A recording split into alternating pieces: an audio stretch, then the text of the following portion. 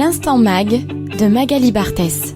Alors qu'un nouveau palier a été franchi dans l'illustration de l'antisémitisme avec le viol d'une enfant de 12 ans, le 15 juin à Courbevoie, par des individus à peine plus âgés qu'elle, 350 personnes ont répondu hier matin à l'appel du collectif du 7 octobre aixois lors d'une marche contre la haine et l'antisémitisme qui s'est élancée du haut du cours Mirabeau jusqu'à la Rotonde. Sabrina Aouizerat, cofondatrice du collectif et organisatrice du rassemblement, regrettait qu'il n'ait suscité l'émotion d'un plus grand nombre d'Aixois. On a l'impression depuis 8 mois que chaque jour on a atteint le summum.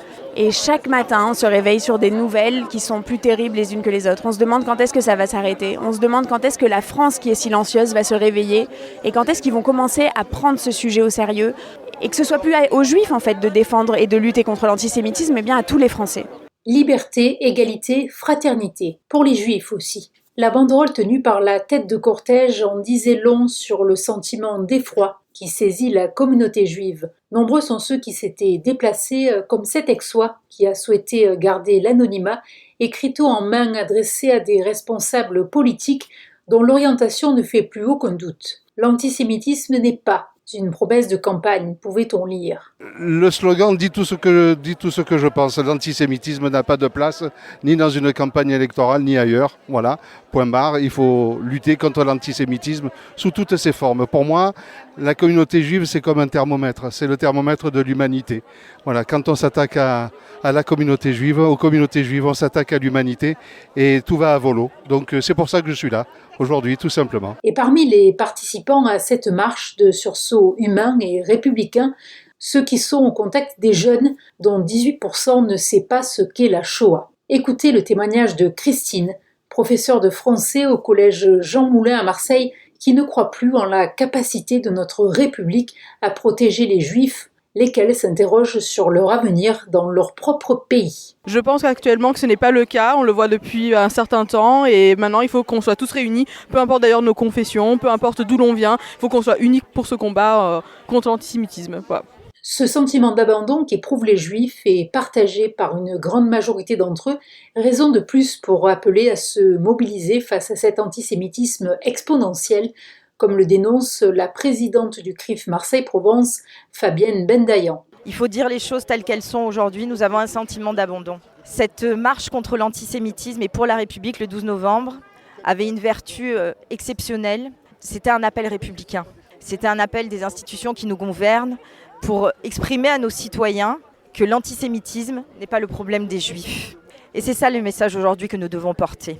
Alors nous organisons un rassemblement demain à l'appel du CRIF Marseille-Provence avec le soutien de plus de 30 associations en présence des élus de la République qui se mobiliseront en force demain, qui seront présents à nos côtés. Et je crois que le message qu'il faut porter demain, c'est d'éveiller les consciences et d'expliquer que c'est notre responsabilité collective en tant que citoyens. La maire d'Aix-en-Provence, Sophie Joissin, partage elle aussi ce constat d'une faillite dans la transmission, donc une faillite institutionnelle, ce sont ses mots, à l'œuvre selon elle depuis de nombreuses années. Depuis nombre d'années, je pense qu'on s'est senti ultra protégé par l'Europe et que de fait, on a pu sentir la nécessité de cette transmission.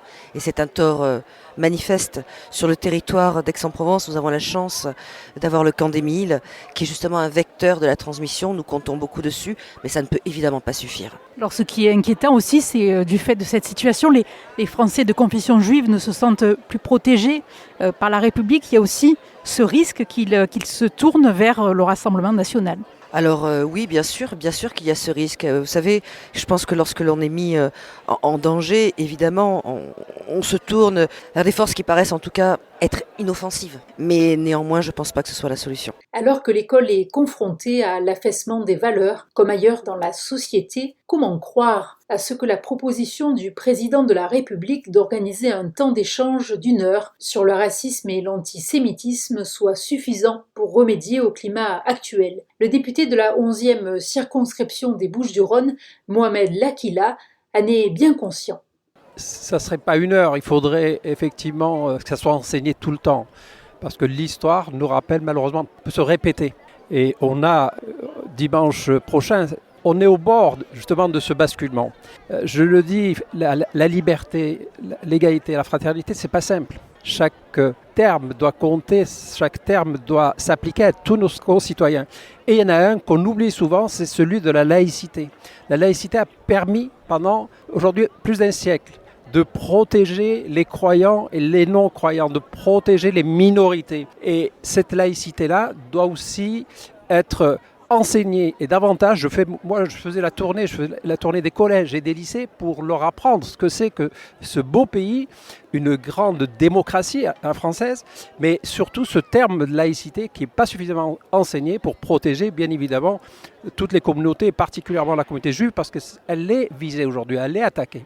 Et quand on attaque cette communauté, on attaque tous nos citoyens. Donc on ne devrait pas être simplement quelques-uns dans la rue comme on le fait aujourd'hui ou peut-être demain à Marseille, mais c'est tous les citoyens qui doivent dire jamais de retour en arrière, non à l'antisémitisme.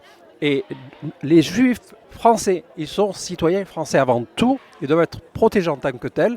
L'objectif des organisateurs était aussi de lutter contre l'instrumentalisation politique et lorsque les accords d'appareil dévoient la lutte contre l'antisémitisme, les alliances passent mal auprès des Français et c'est le cas pour Ève. Raphaël Glucksmann, ce qui est important, c'est que dans ses causes contre Israël, son attitude est absolument insupportable et le fait de rejoindre d'une façon ou d'une autre le Front populaire nous met, nous, juifs, en difficulté. Je pense sincèrement qu'il avait, Glucksmann, un boulevard pour réussir. Il aurait dû se contenter de continuer son chemin jusqu'en 2027. Et là, il aurait eu un succès magnifique. Là, il se dissout et il se contredit. Nous, les Juifs, on avait confiance en lui. La stupéfaction d'Ève est tout à fait compréhensible au vu des compromissions de toutes ces personnalités politiques aux propos jusqu'alors responsables, mais tombées dans l'escarcelle de ceux qui font du bouillon de culture antisémite une juteuse affaire électorale.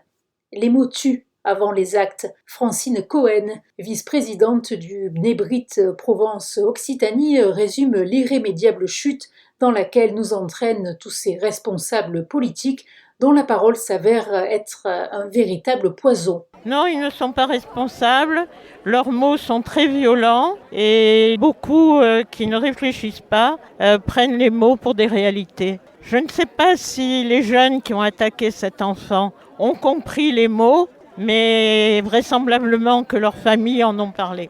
Les radicalismes auxquels notre société est confrontée font craindre une victoire de l'extrême droite le 7 juillet avec une extrême gauche comme principal opposant.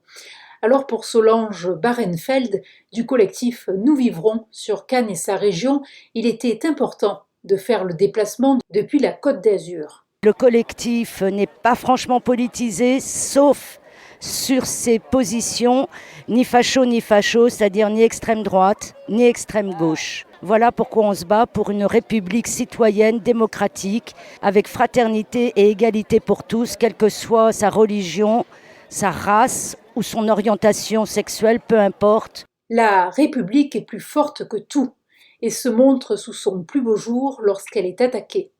Écoutez le témoignage fort de ce monsieur muni d'une pancarte « L'antisémitisme n'est pas un projet de société ».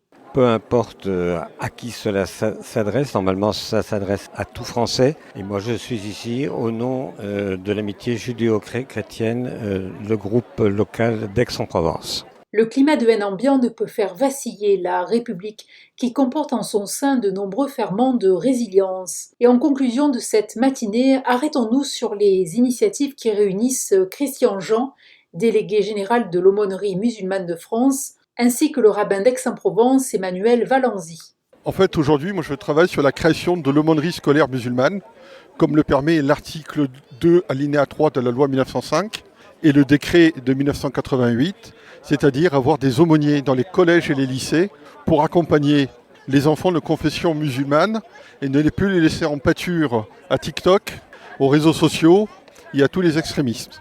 Et dans le même temps, on travaille avec le rabbin Emmanuel Valenzy sur la création d'une aumônerie universitaire à Aix-en-Provence, une aumônerie commune pour accueillir les étudiants qui aujourd'hui sont en quête de sens et sont aussi un petit peu abandonnés, en recherche d'endroits où ils peuvent respirer, où ils peuvent penser, où ils peuvent dialoguer. Et je crois que ce dialogue avec les jeunes est quelque chose de fondamental et que ce dialogue au commun est pour moi un des fondements de la République.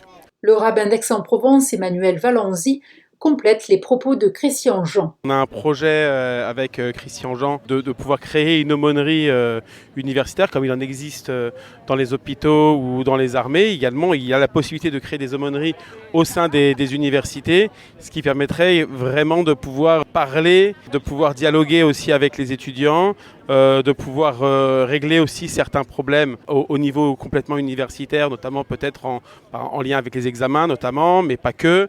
Pouvoir également dialoguer et faire en sorte que tous les étudiants au sein du campus Aix-Marseille puissent étudier dans le calme, la sérénité, sans être embêtés de quelque façon que ce soit, comme on a pu le voir dernièrement dans certaines autres universités en France. Au cours de cette manifestation, un seul drapeau, celui de la France. Une belle réponse à tous ceux qui importent dans notre pays le conflit israélo-palestinien. Et pour plus d'informations, n'hésitez pas à consulter les sites collectifsdu7octobre.org ainsi que nousvivrons.fr.